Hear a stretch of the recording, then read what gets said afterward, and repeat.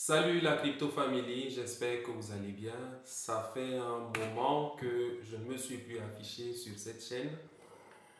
Ça arrive, c'est lié à beaucoup de paramètres, des paramètres d'occupation dans d'autres choses et beaucoup d'autres choses. Mais l'essentiel est que nous soyons là et que la dynamique de la chaîne continue d'évoluer malgré les moments d'interruption, comme vous pouvez le constater.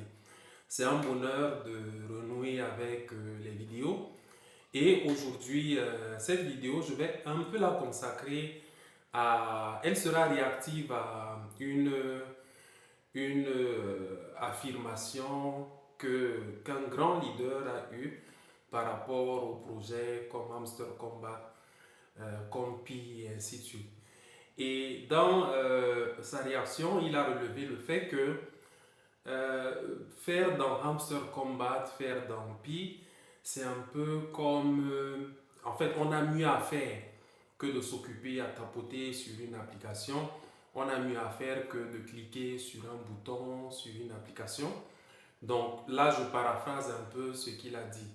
En fait, celui dont j'évoque, c'est le leader Mohamed Buhari, un grand leader qui sert la Startup Academy à Abidjan. Donc, tout ce qu'il dit est très pesé, très mesuré. Et c'est quelqu'un que je suis personnellement. Je profite pour cette vidéo pour modestement, du loin de la modeste région dans laquelle je suis, du loin de mes batailles, de mes efforts, de mon côté, précisément, je suis à Marois et pour le nom, je m'appelle Théologien Simansou. Dans cette vidéo, c'est un peu pour animer un peu les réflexions autour du sujet qu'il a soulevé lors de l'une de ses conférences à, je pense à Yamoussoukro, en Côte d'Ivoire.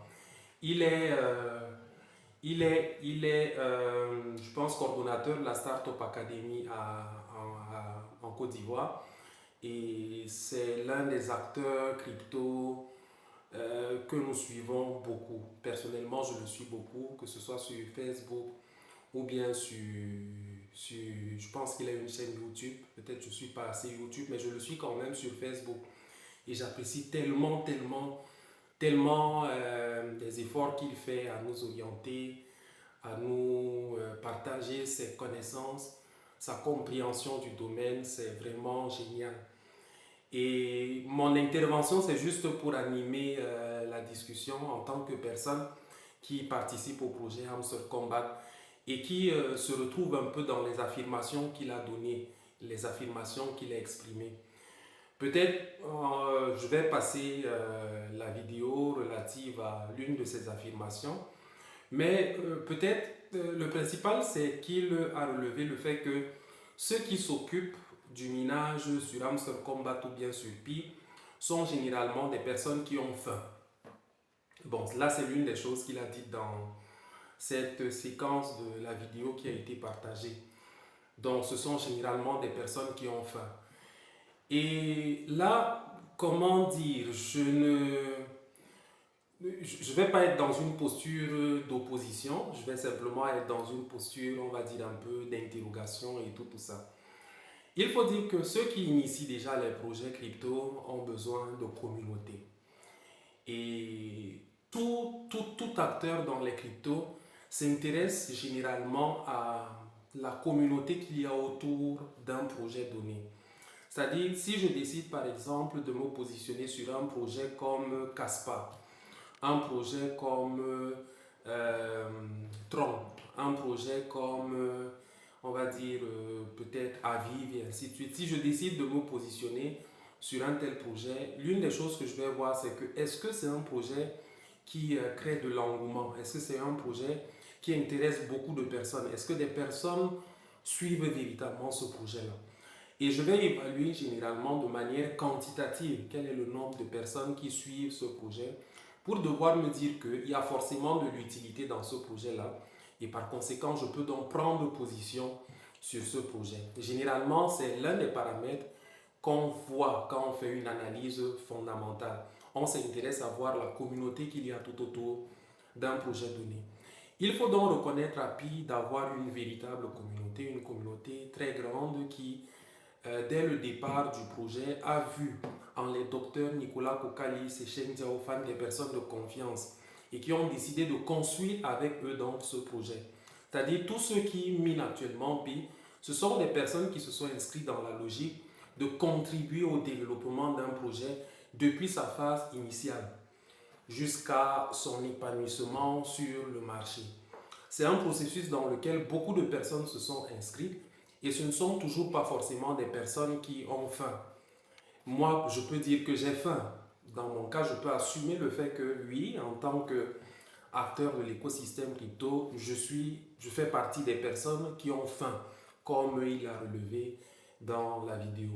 Mais en fait, faim, peut-être on va dire, est-ce que tout le monde dans l'écosystème crypto finalement, ou bien dans le projet Pi, sont des personnes véritablement qui ont faim? Peut-être par le terme dire que les gens ont faim, c'est simplement dire que les gens n'ont pas les moyens de prendre des positions parfois passives sur le marché. C'est-à-dire quoi? Généralement, certains acteurs comme lui-même sont dans des postures où ils peuvent participer à des launch pools, à des launchpads, ils peuvent participer à des pre-market dans la mesure où ils trouvent que le projet en question est intéressant. Ils peuvent participer à de nombreuses actions qui leur permettent donc de pouvoir miner des crypto-monnaies autrement. Parce que les launch pools, les launchpads, les jumpstart et tous ces autres événements-là, ce sont des formes de minage ou bien le staking. Ce sont des formes de minage en proof of stake, on va dire, en proof c'est en preuve d'enjeu ou bien en preuve je vais utiliser un terme peut-être un peu décalé, en preuve de holding. Par exemple, dernièrement, Binance a lancé un launch pool autour du projet DOX. Un launch pool de cette façon où il fallait détenir des FDUSD ou bien détenir des BNB pour participer à ce launch pool-là. Certains acteurs de l'écosystème crypto ont la capacité d'engager par exemple des sommes comme 10 000 $ dans un tel événement parce qu'ils ont les moyens pour le faire. Contrairement à nous autres, nous on n'a pas les moyens d'engager 10 000 $ dans un tel launch pool. À peine parfois on arrive à avoir 100 $ pour participer à de tels événements. Donc, de tels acteurs auront la capacité, par exemple, d'investir 10 000 $, 100 000 $. Et derrière ces événements, vous allez même voir des exchanges. Vous allez voir, par exemple, des exchanges de gros acteurs qui vont participer à cet événement-là en termes de millions de pièces parfois. Et ils se retrouvent avec de grosses parts, finalement, de la distribution des pièces liées à ce launch pool, à ce launchpad, à ce jumpstart et ainsi de suite.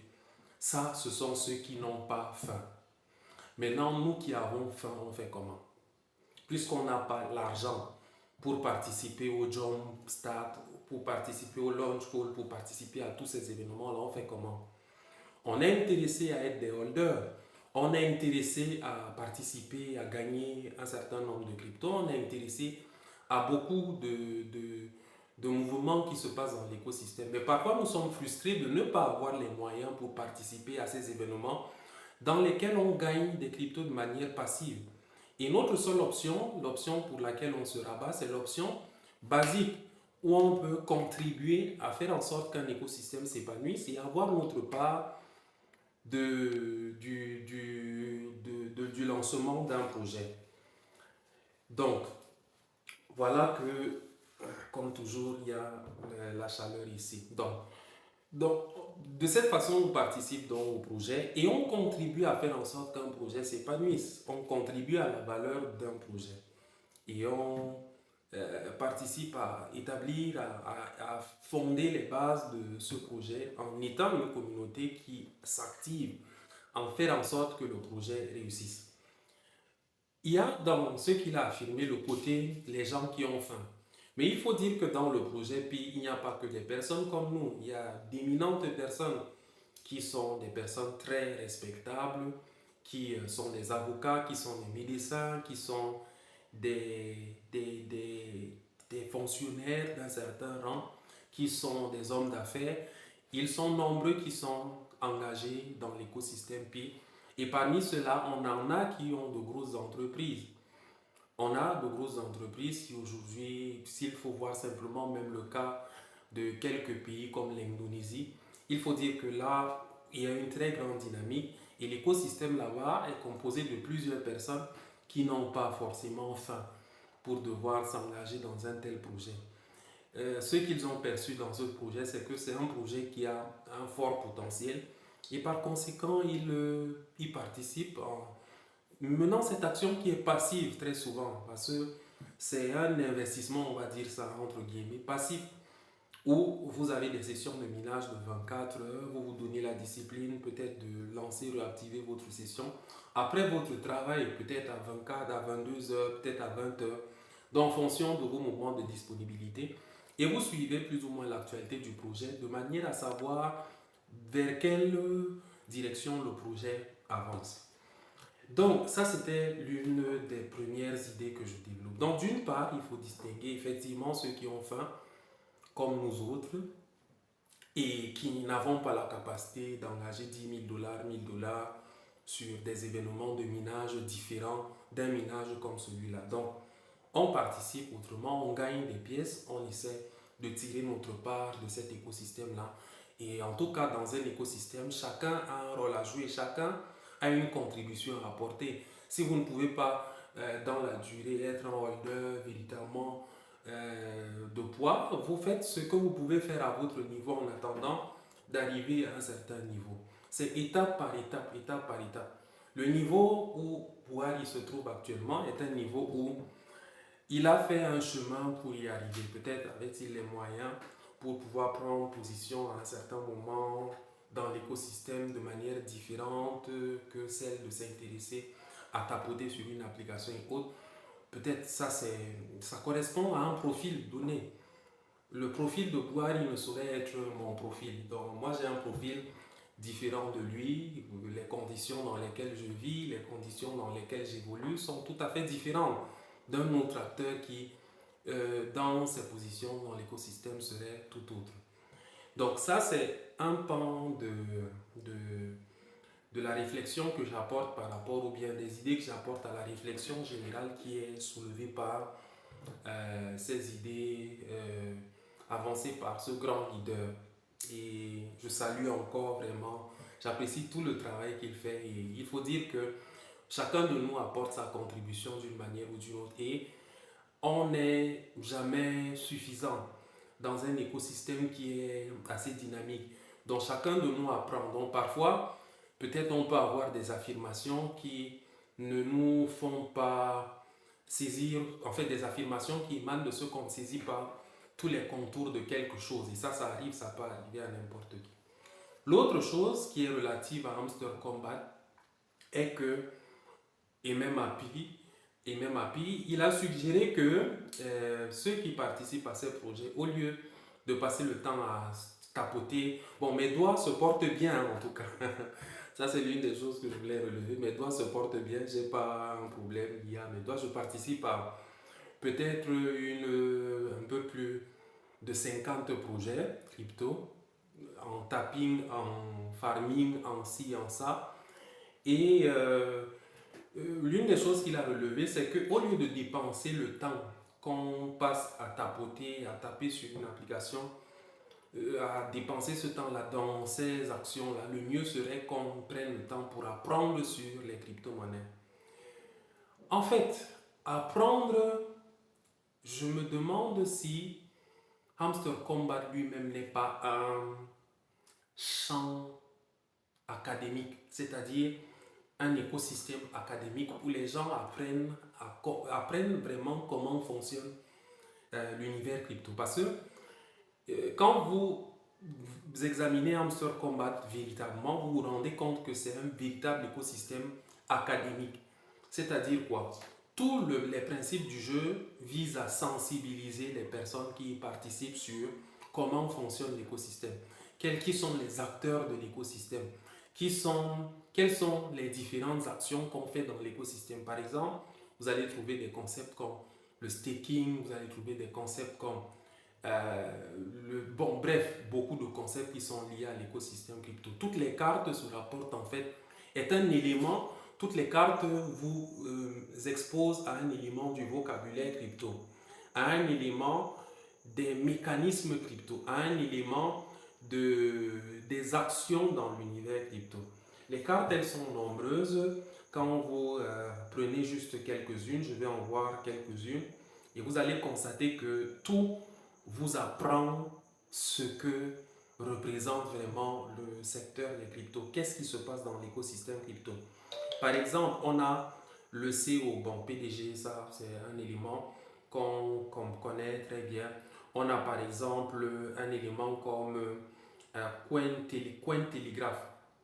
Cointelegraph est une piste d'information. C'est un repère qui nous permet de nous informer très bien sur le domaine des cryptos et de la blockchain et ainsi de suite. On a Coindex, la carte Coindex. On a le Two-Factor Authentication qui est un élément de l'écosystème crypto. On a la Security, on a le anti-hacking, on a le risk management. Donc, du point de vue légal, on a beaucoup d'autres choses. Le QAIC, la SEC Transparency, les licences de différents pays. On a le Legal Opinion, on a le Anti-Money Laundering. Donc, dans le marché, on a le staking, on a le BTC Peers, on a le ETH Peers, on a Top 10 CoinMarketCap Peers, on a les mêmes coins.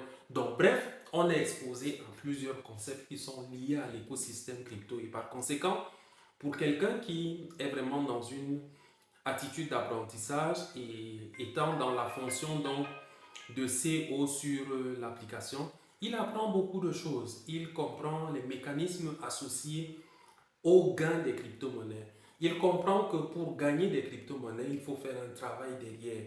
Le travail consiste par exemple à être assidu sur une application donnée, à mener des actions dans cette application et finalement, au bout d'une certaine période, on peut se retrouver avec un certain nombre de jetons qu'on peut décider de garder sur le long terme ou sur le court terme. Donc ça dépend. Donc toutes les actions qu'on fait, quelqu'un qui entre par le minage sur l'application mobile, qui participe aux airdrops, apprend beaucoup de choses. Il apprend à son niveau. Il n'a certainement pas les moyens peut-être de se payer une formation d'un certain type, mais à travers cette activité qu'il mène sur une application comme Hamster Combat, comme Pi, il apprend beaucoup de choses. Et si nos conseillers ont véritablement le souci de faire en sorte de nous diriger vers l'apprentissage, je pense que l'un des facteurs vraiment forts de l'apprentissage, c'est vraiment de passer parfois par des applications comme celle-là. Aujourd'hui, j'ai une chaîne YouTube, mais mon histoire a commencé avec Pi. Je suis entré dans les crypto-monnaies à travers Pi. Mon premier contact avec les crypto-monnaies commence avec Pi. J'en entendais parler, j'avais entendu parler de l'IA Primal, mais je n'avais pas un accompagnement de proximité qui pouvait me permettre de véritablement m'y lancer. Et combiné à ça, je n'avais pas également les moyens pour pouvoir véritablement m'y lancer. Alors, face à ça, il fallait bien passer par une option où, ayant ma connexion Internet journalière, je pouvais contribuer au développement d'un projet à travers les actions qu'il faut faire sur l'application. Depuis lors, depuis 2021, je suis engagé avec Pi et le chemin continue, le projet continue à se construire. Il a son temps qu'il prend, il aura la valeur qu'il aura au moment de son lancement. On attend de voir ce qui va se passer, mais toujours est-il que aujourd'hui, nous tous nous sommes d'accord que c'est un projet qui est sérieux et qui a vraiment des perspectives véritables et sérieuses pour l'avenir et qui se situe dans un contexte d'utilité véritable. Donc, quand je vois mon expérience, je suis entré par Pi. Donc, beaucoup de personnes rejoignent l'écosystème crypto par ce canal-là. Par Pi, par des projets de minage, comme on connaît les airdrops qui ont lieu et tout ça. Ça, c'est un élément qui favorise l'inclusivité dans l'écosystème crypto. Parce que les gens s'en sortent mieux si vous les exposez à une application mobile. Ils ont leur téléphone, ils utilisent un certain nombre d'applications ils ont une certaine familiarité dans l'utilisation de leur téléphone qui fait en sorte que quand vous leur proposez une application, ils peuvent la prendre en main facilement, contrairement à peut-être une application qu'on aurait dans l'ordinateur. Il faut constater que beaucoup de gens n'ont même pas d'ordinateur ici en Afrique. Donc s'il était question de limiter le minage aux ordinateurs, beaucoup de personnes n'auraient pas accès à ça. Mais le souci aujourd'hui avec les cryptos, c'est l'inclusivité. Et par cette inclusivité, on a donc créé des mécanismes qui permettent aux gens de participer au projet crypto à travers leur téléphone. C'est ce que Pi Network nous a apporté. Et on apprend beaucoup de choses à travers ça. Moi, je suis entré à travers Pi. J'ai appris beaucoup de choses depuis lors. Aujourd'hui, j'ai une chaîne YouTube où je peux exposer mes idées. Tout ça, c'est grâce à Pi. À côté, il y a eu l'IEPLIMAL. Il y a eu certes tous les défis qu'on connaît à travers l'IEPLIMAL, mais moi, j'ai tiré le meilleur à travers l'IEPLIMAL. Celui d'avoir appris comment fonctionnent les mécanismes crypto, d'avoir appris à faire mes premières opérations sur les exchanges. C'est grâce à l'IEPLIMAL que j'ai appris mes premières opérations sur un exchange. J'ai commencé mes opérations sur la token. C'était grâce à l'IEPLIMAL. Je suis passé par des opérations sur L-Bank. Là encore, c'était grâce à l'IEPLIMAL. Donc, de tout le négatif qu'il y a eu, il y a quelque chose de positif que j'ai pu tirer de tout le chemin que j'ai fait dans les différents projets. Aujourd'hui, je m'intéresse à beaucoup de projets de minage mobile et j'en suis le promoteur sur ma chaîne en comprenant que la plupart des gens n'ont pas les moyens de pouvoir s'acheter des crypto-monnaies en argent comptant. Nous avons faim, c'est une réalité de l'Afrique. Moi, j'ai faim. Je n'ai pas les facilités aujourd'hui de sortir un 100 dollars, un 1000 dollars pour acheter un certain nombre de crypto-monnaies. J'ai un niveau qui me permet quand même de participer à un certain nombre d'actions qui font au final que je me retrouve quand même être un holder d'un certain nombre de crypto-monnaies qui ont du potentiel sur le long ou le court terme. Donc, ce n'est pas c'est en fait les idées que j'exprime, c'est un peu ma première contribution à la réflexion générale qui a été soulevée par les affirmations de notre frère Mohamed Bouhari. Et on va continuer comme ça. Peut-être les idées, ça ce sont les premières idées, on va développer davantage. Mais en fait, tout en le saluant, il faut dire que j'apprécie tellement ce qu'il fait, ses contributions. Vraiment, c'est un coach pour moi, même si parfois il n'accepte pas trop le terme coach. Il est le coach de beaucoup de personnes. Il nous partage ses expériences et tout ça. Et à côté de lui, il y a beaucoup d'autres leaders. Je salue en passant le leader Zangue Nelson qui fait un travail énorme, énorme dans le domaine. On a également le leader Elvis Konjo qui fait également un travail énorme dans le domaine. On a des leaders comme Amadou Sek qui fait vraiment un travail spectaculaire. Bref, ils sont très nombreux et je ne saurais citer tous les noms. La modeste personne que je suis relève simplement que vous nous inspirez beaucoup et continuez davantage de nous inspirer. Maintenant, face à tout ce que vous pourrez affirmer, vous aurez parfois une contre-affirmation ou peut-être une plus-value d'idées qui vous fera peser un peu dans vos réflexions, un autre penchant de la chose. Parce qu'au bout du compte, nous devons rester ouverts dans cet écosystème-là. L'ouverture d'esprit, c'est quelque chose de très capital. Donc, on n'a pas, comment on va dire ça, on n'a pas le monopole du savoir dans ce domaine-là. Donc, forcément, on s'enrichit de beaucoup d'autres idées qui viennent de part et d'autre. Et ma contribution, en fait, rentre dans cette perspective d'apporter des idées à cette réflexion-là, et tout en comprenant que beaucoup de personnes ont réagi d'ailleurs à ces affirmations-là. Et voilà quoi. Donc merci pour l'attention que vous accordez à ma modeste personne. Je suis votre serviteur théologien Simansou et je ferai l'effort dès à présent de vous revenir de temps en temps et de vous partager le peu que je connais de cet écosystème, le peu d'expérience que j'ai, et c'est par là qu'on arrive effectivement à se développer, à grandir.